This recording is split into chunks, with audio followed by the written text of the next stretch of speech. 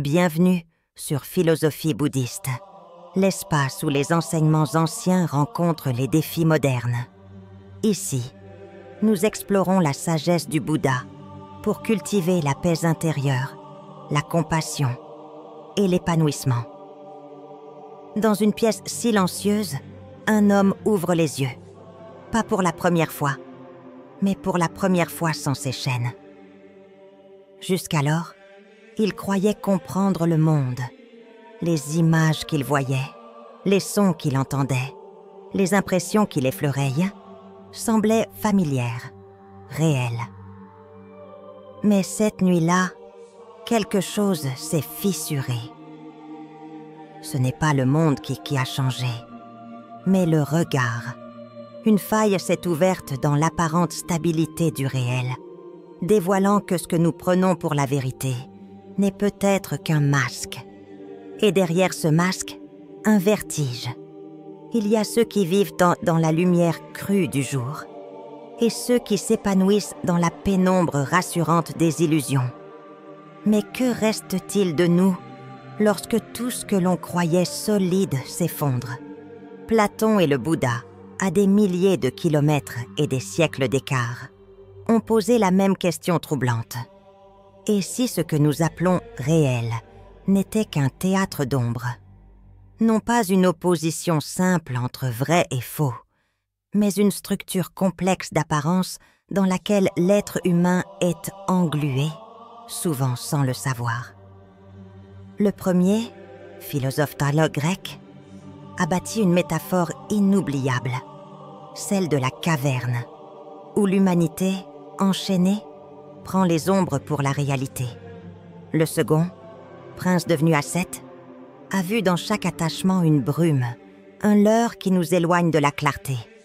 Tous deux, chacun à leur manière, ont montré que vivre dans l'ignorance, ce n'est pas seulement ignorer certaines vérités, c'est ignorer que l'on ignore. La profondeur de leurs réflexions réside dans le fait qu'elles ne cherchent pas seulement à nous dire ce qu'est le monde, mais à nous inviter à changer la manière dont nous le percevons. L'illusion, pour eux, n'est pas une erreur ponctuelle. Elle est le fondement même de l'existence ordinaire. Platon, par le biais du raisonnement, nous pousse à gravir lentement l'échelle de l'intelligible jusqu'à atteindre une lumière éblouissante, le bien. Le Bouddha, lui, nous propose de voir.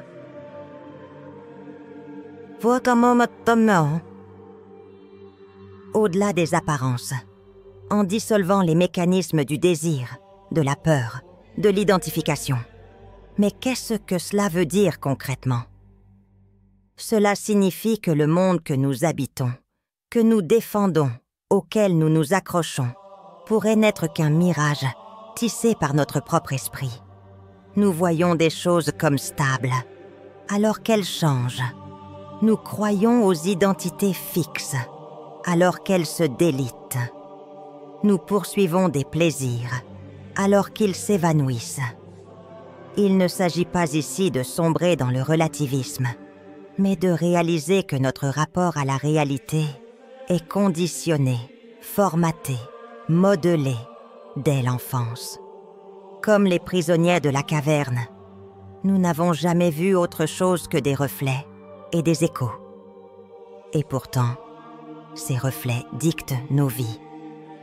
Ce que Platon nomme l'ascension hors de la caverne, le Bouddha l'appelle éveil.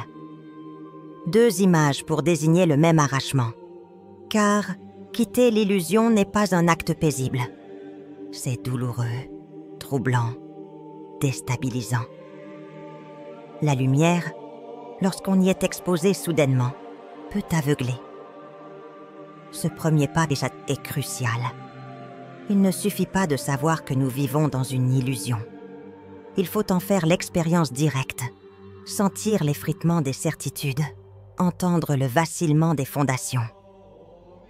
C'est là que commence le voyage, non pas vers une autre réalité, mais vers une autre façon d'être au monde. Dans la pénombre de la caverne, chaque ombre semble avoir une consistance. Les prisonniers immobiles depuis l'enfance, ne connaissent rien d'autre que ces silhouettes mouvantes. Ils les nomment, les interprètent, les hiérarchisent. Une ombre plus longue semble plus menaçante. Une autre plus rapide évoque la vie. Ils créent un monde, un langage, une morale à partir de ce théâtre d'apparence. Et pourtant, tout cela repose sur une illusion. Pour Platon, cette mise en scène est la condition de l'homme non éclairé. Il ne s'agit pas d'une bêtise individuelle, mais d'une ignorance systémique. Nous sommes tous, d'une certaine manière, ses prisonniers, car nos perceptions, aussi familières soient-elles, ne nous révèlent qu'une infime portion de ce qui est. Le monde sensible, que nous croyons connaître, n'est qu'un écran.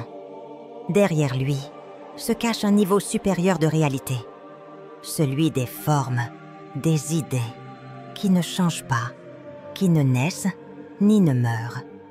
Le bien, la justice, la beauté ne sont pas des constructions humaines, mais des vérités éternelles vers lesquelles nos âmes tendent. Le problème, c'est que la montée vers ces vérités est douloureuse. Platon ne nous présente pas un chemin paisible vers la connaissance. Celui qui est libéré dans l'allégorie est d'abord ébloui, aveuglé, désorienté.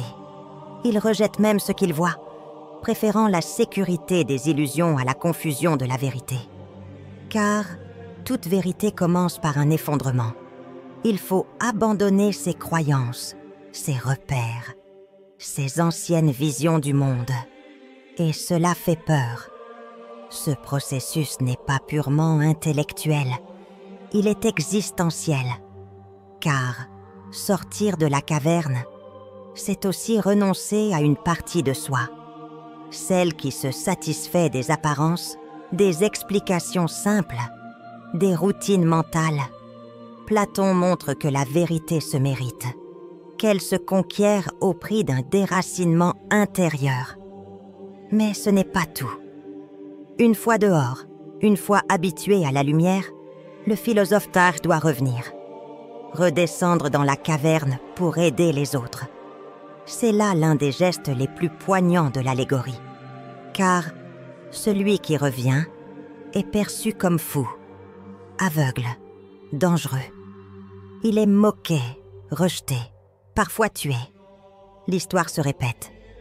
Les sages sont rarement compris de leurs contemporains. Ce retour, pourtant, est une nécessité morale. Celui qui a vu ne peut garder cette vision pour lui seul. Il doit transmettre, partager. Même si le prix est élevé, il y a dans cette exigence une forme de compassion rigoureuse. La vérité, pour Platon, n'est pas une possession, mais une responsabilité. Ce que nous révèle cette allégorie, c'est que l'illusion n'est pas une simple erreur de perception. C'est une condition existentielle, sociale, politique.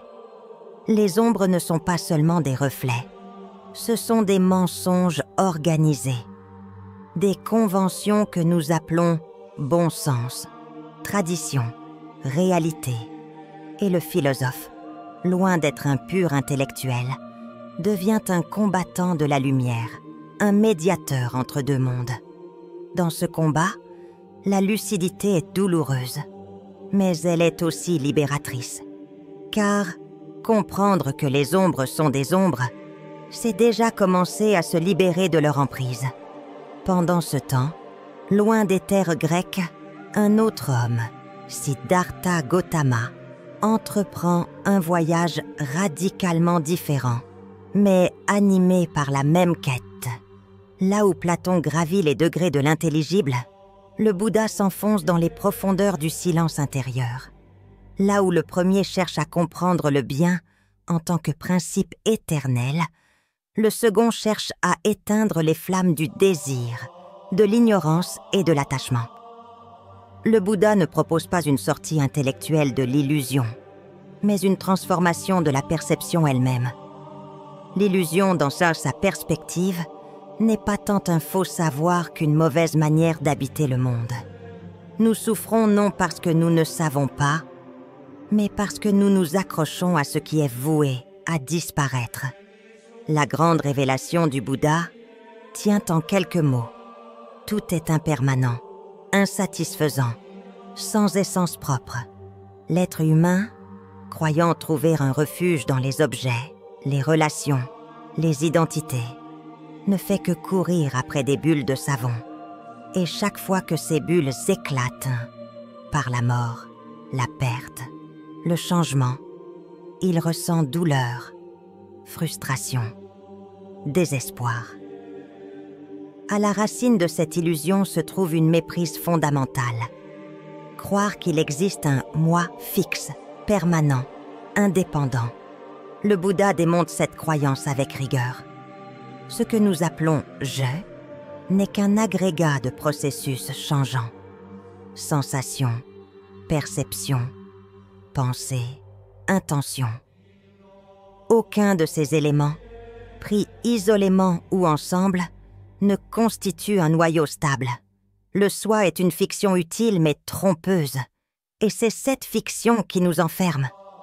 Car croire à un « moi » fixe, c'est créer une dualité entre soi et le monde, entre ce que l'on veut et ce qui est. C'est là que naît le désir, l'aversion, la peur, les moteurs mêmes de la souffrance. Le Bouddha ne se contente pas de diagnostiquer ce mal. Il propose un chemin pour s'en libérer, le noble sentier octuple, une voie de transformation progressive qui passe par l'éthique, la méditation, la sagesse. Ce n'est pas une illumination soudaine, mais un travail patient, lucide, exigeant. Il faut apprendre à voir autrement, à se détacher sans fuir, à agir sans s'identifier. Ce détachement n'est pas indifférence. C'est la lucidité du regard qui voit les choses comme elles sont, éphémères, conditionnées, vides de substance.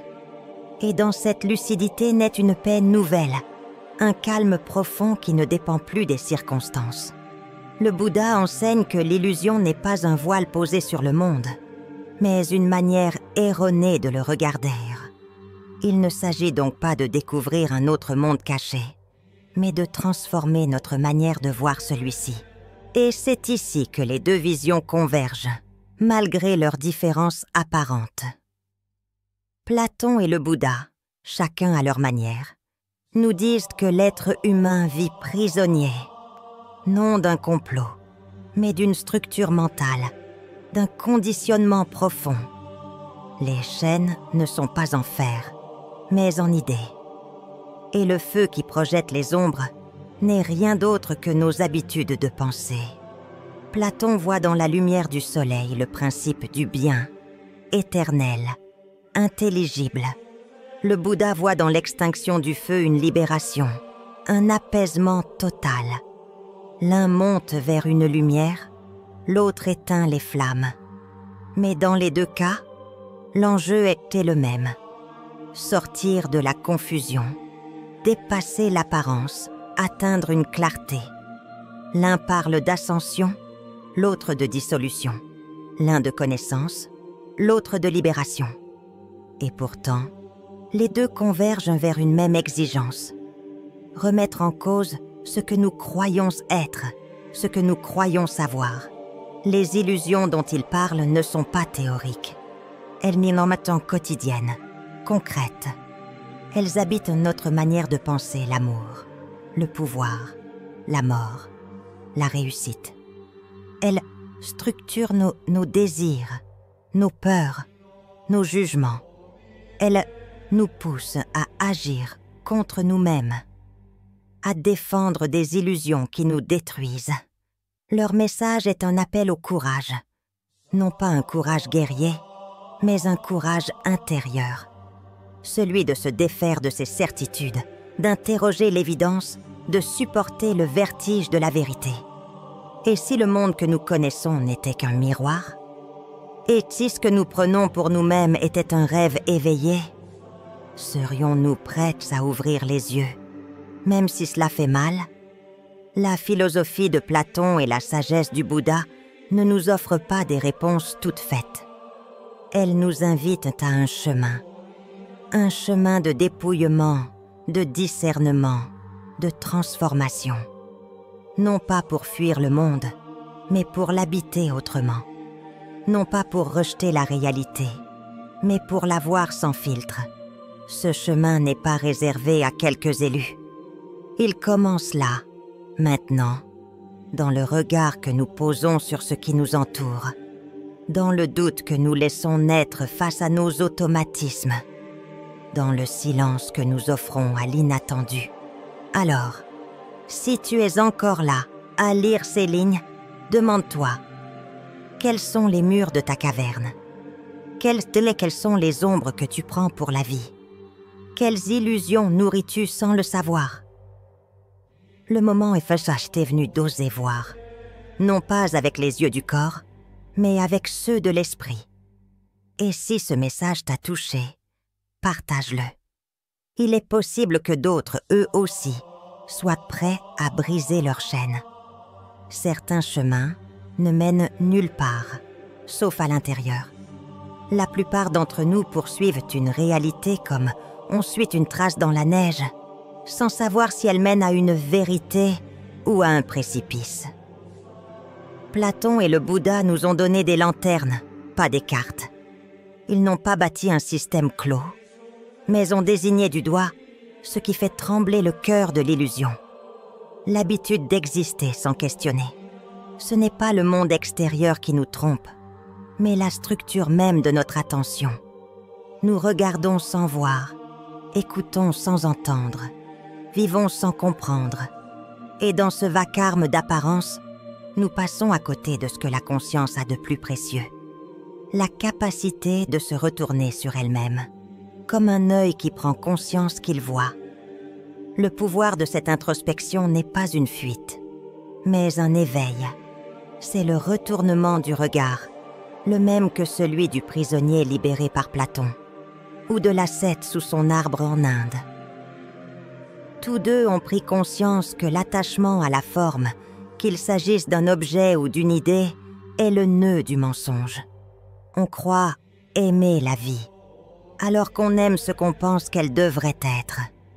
On croit chercher la vérité, alors qu'on cherche une confirmation de ses croyances. Ce que dévoilent les deux sagesses, c'est que l'illusion ne tient pas dans ce que nous voyons, mais dans la manière dont nous y réagissons. C'est l'attente, la projection, la peur de perdre, le besoin de saisir. C'est dans cette réaction automatique que le voile se tend. Ainsi, chez Platon, la montée vers la lumière est autant une purification de l'âme qu'une compréhension du réel. Elle exige que l'on abandonne les opinions, les désirs bas, les instincts de domination.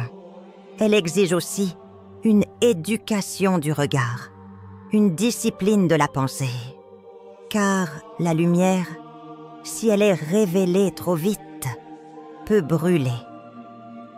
L'œil de l'âme, pour reprendre ces mots, doit s'exercer à la lumière, comme l'œil du corps s'habitue à la clarté du jour. L'éducation philosophique n'est pas l'acquisition de savoir, mais la métamorphose du cœur. Il ne suffit pas d'avoir raison, encore faut-il savoir aimer ce qui est juste. Du côté du Bouddha, cette purification passe par l'abandon des trois poisons, l'avidité, l'aversion et l'ignorance. Ces trois ratnas de la souffrance ne sont pas des défauts moraux au sens occidental, mais des formes d'aveuglement. Vouloir posséder ce qui passe, rejeter ce qui est inévitable, croire à l'existence d'un soi immuable. Voilà les causes profondes de notre mal-être. Le Bouddha n'accuse pas l'univers de cruauté. Il nous montre simplement que nous projetons sur lui des attentes irréalistes, que nous vivons dans une guerre contre le changement. L'éveil ne consiste donc pas à ajouter des connaissances, mais à enlever ce qui fausse la vision. Et pourtant, Cette convergence ne doit pas masquer leurs différences fondamentales. Platon conçoit un monde double, le sensible et l'intelligible. Il postule des réalités éternelles, des formes parfaites dont notre monde ne serait qu'un reflet imparfait. Le Bouddha, au contraire, ne propose aucun monde caché. Il ne parle pas d'idées éternelles, mais de phénomènes interdépendants. Il n'y a pas derrière le monde un autre monde plus vrai. Il y a seulement une compréhension plus lucide de ce que ce monde est, impermanent, vide, insatisfaisant si on s'y attache. Autrement dit, l'illusion n'est pas dans la matière, mais dans la manière de la saisir. Cela a des conséquences majeures. Chez Platon, il s'agit de monter vers une réalité plus haute.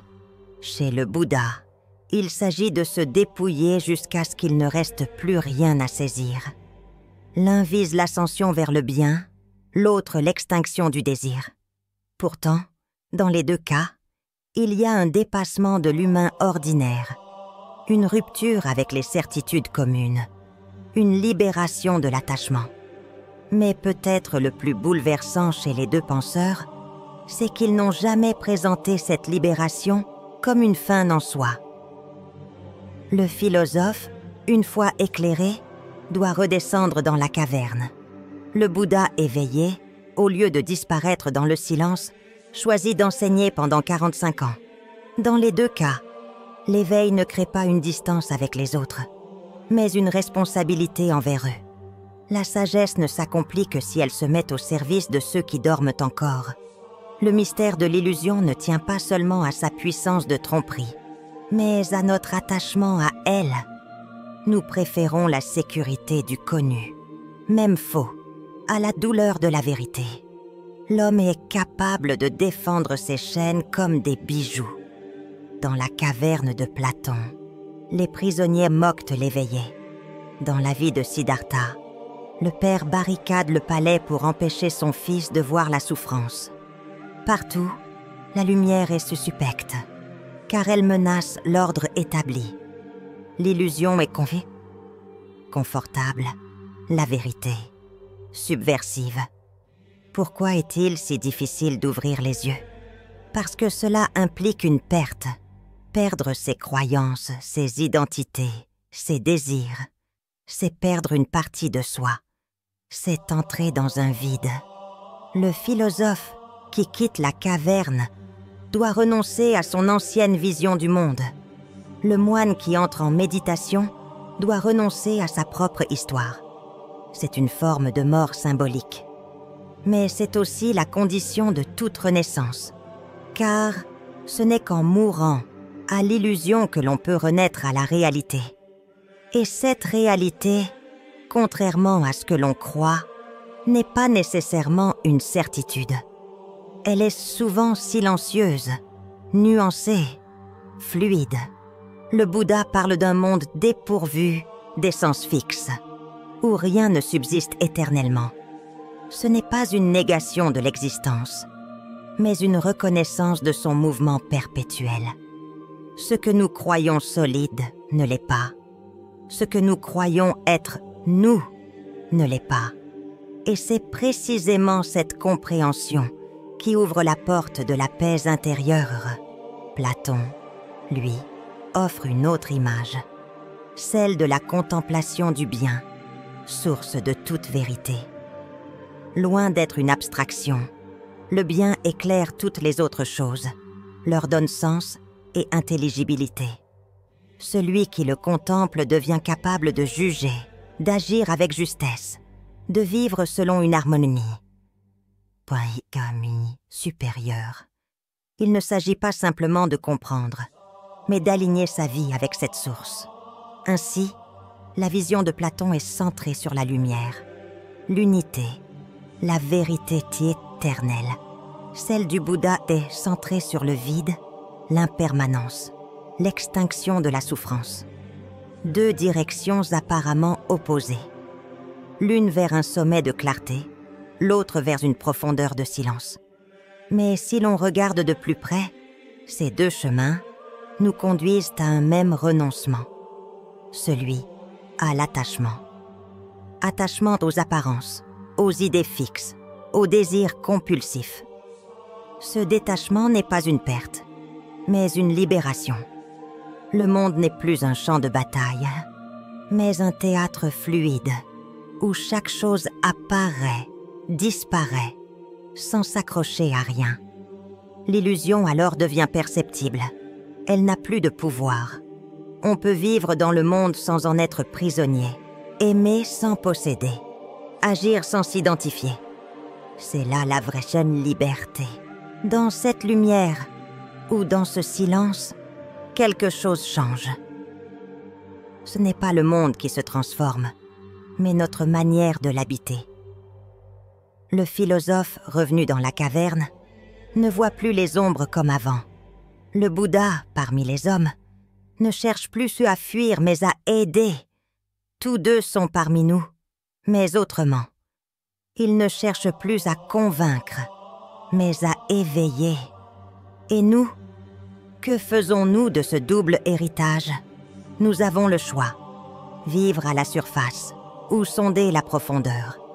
Défendre nos illusions, ou les remettre en cause.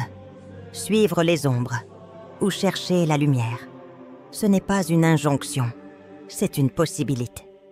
Elle ne dépend ni d'un maître, ni d'un dogme, mais d'un geste intérieur, celui de vouloir voir. Car peut-être que la plus grande illusion n'est pas dans le monde, mais dans notre refus de le regarder autrement. Si ce voyage à travers les pensées de Platon et du Bouddha a résonné en toi, ne laisse pas cette réflexion se dissoudre dans l'oubli. Partage-la.